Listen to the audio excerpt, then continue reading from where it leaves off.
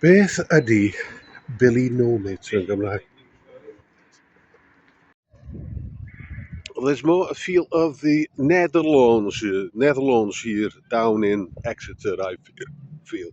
Tall people, well-dressed people, self-confident people, in this part of town anyway.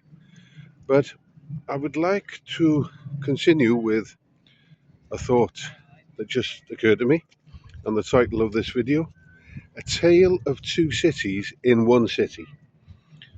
Now, I haven't read Charles Dickens's Tale of Two Cities, but I believe that it mentions Paris and London at the time of the French Revolution.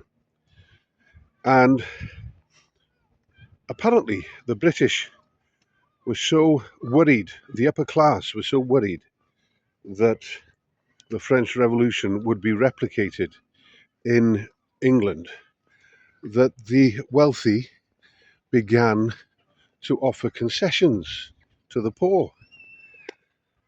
So, but it was only seeing their compatriots, their mates, having their heads chopped off in Paris that kicked them into action. And whilst I'm not for one moment suggesting that the guillotine should come back, I am perhaps saying that tax the wealthy, not work. Gary Stevenson, Gary's Economics. I've been sharing a couple of his videos since his appearance on Question Time on Thursday night. I don't watch Question Time anymore. Not since Dimblebum shifted off. I can't stand that Fiona Bruce. I cannot stand her. So yeah, but there have been clips, and he really told the truth, and perhaps it ties into this idea that I've had today. Let's say the two cities. Now you see, that type of job would suit my temperament. Empathetic, kind, patient on a good day. But unfortunately, my OCD would ruin a job like that. And it ruined my teaching career, because on a daily basis you're dealing with intrusive thoughts that you are a danger to people. It's very upsetting. I will continue my polemic. So we've got a war against the poor in the UK at the moment. And we saw the poor up at the top end on the way to the football stadium. And here we are now in the pleasant, gentrified middle class part of Exeter, the Quay. So there are sort of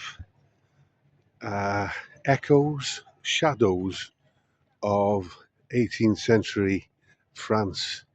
This kind of environment we're living in the UK, this dystopian, the tale of two cities, where you've actually got two cities within one city, the poor area and the wealthy area. So you've got sort of middle class Camden. Down here, the vibe is a little bit crafty, arty, farty. People have got the money, people have got the deck chairs. I mean, it's impressive, but not everybody can afford it, can they? Because I was just speaking to camera, I came through an underpass, and I actually said, "What is Billy Nomates in Welsh?" Wylias dim ffrindiau. And just as I was about to do that, I don't know if you noticed, but I switched off the camera because there was a guy begging in the underpass, and I said, "Oh, I'm very sorry." He said, "Don't worry, mate, I got nothing to hide." So I said, "Oh, I've only got coppers."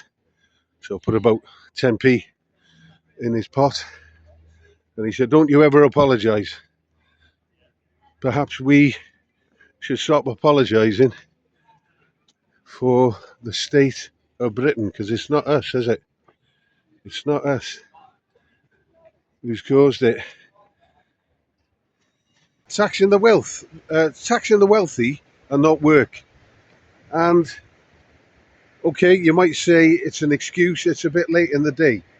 But when I was working, I never felt that it was worth it. I never felt that what you had in your account at the end of the month was worth the effort that you put in. And as I mentioned before, I have had OCD, obsessive compulsive disorder, since the age of 13, triggered by anxiety, intrusive thoughts of a very damaging quality. They are less now because I'm ancient at 59, but still, having OCD is a disability, pure OCD, but it's an unseen disability.